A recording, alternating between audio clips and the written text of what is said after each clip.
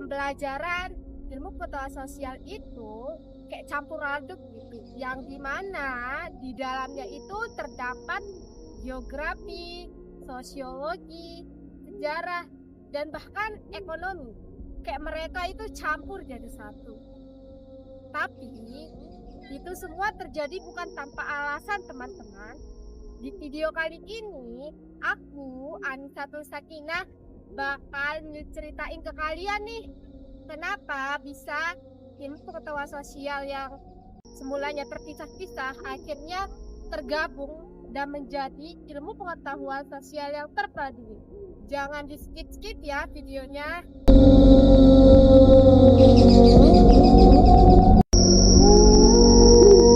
Kita bisa mundur ke belakang di tahun 1990-an. Pembelajaran sosiologi di sekolah itu dulu itu diajarkan secara terpisah-pisah gitu.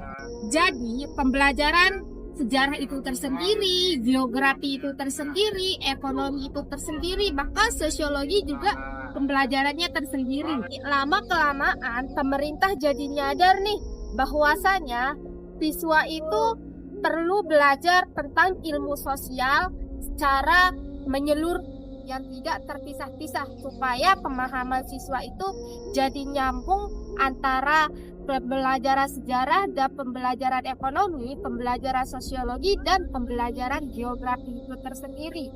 Makanya lewat kurikulum 1975 lahirlah konsep baru yang dapat kita kenal sekarang menjadi ilmu pengetahuan sosial terpadu, yang dimana tujuannya itu biar siswa bisa lihat dunia secara menyeluruh, bukan potongan-potongan terpisah gitu.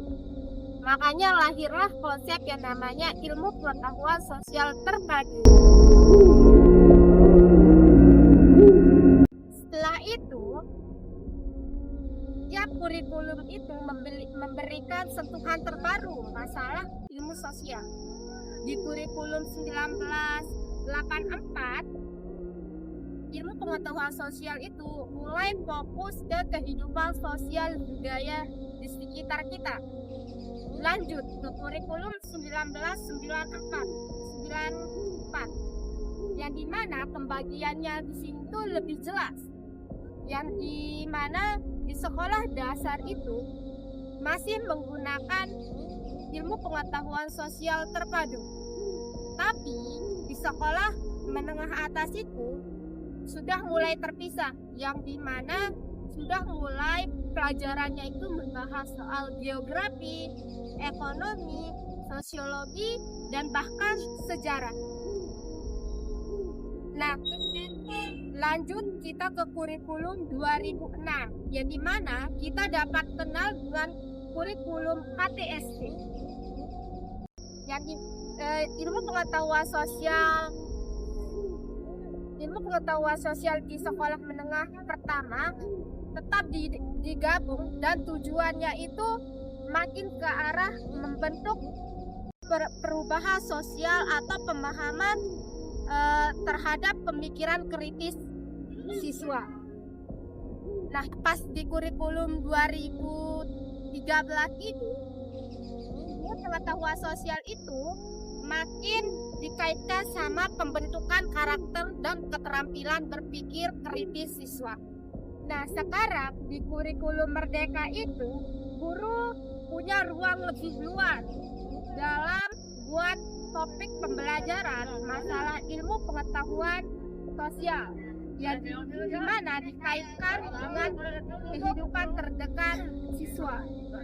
Misalnya membahas soal lingkungan, budaya, dan bahkan mengkaitkannya dengan isu-isu sosial yang lagi hangat diperbincangkan di muka umum. Kalian tahu nggak sih kenapa ilmu pengetahuan sosial itu terpadu? Jadi, ilmu pengetahuan sosial itu disebut terpadu karena isinya itu nggak cuma membahas soal fakta saja, tapi ngajarin kita buat ngerti hubungan antara aspek sosial, gimana peristiwa sejarah bisa ngaruh ke ekonomi dan bagaimana letak geografis bisa mempengaruhi kebudayaan masyarakat itu tersendiri.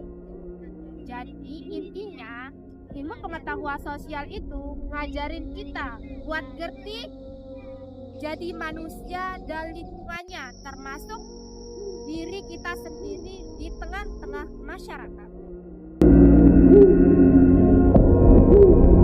Dari tahun 1975 sampai sekarang, ilmu pengetahuan sosial itu udah banyak berubah, tapi semangatnya tetap sama. Divisi 2 peka terhadap kehidupan sosial di sekitarnya. Karena dunia sosial itu bukan cuma buat dipelajari, tapi juga buat dipahami dan akhirnya dihidupi di kehidupan kita tengah-tengah masyarakat. Sekian dulu dari aku, semoga kalian jadi lebih ngerti kenapa ilmu pengetahuan sosial itu menjadi terpadu dan penting dan sangat menarik kita bahas. Jangan lupa belajar ilmu pengetahuan sosial bukan cuma tentang masa lalu, tapi juga tentang gimana caranya kita memahami masa kini dan masa depan yang akan datang. Terima kasih sudah menonton. Bye-bye.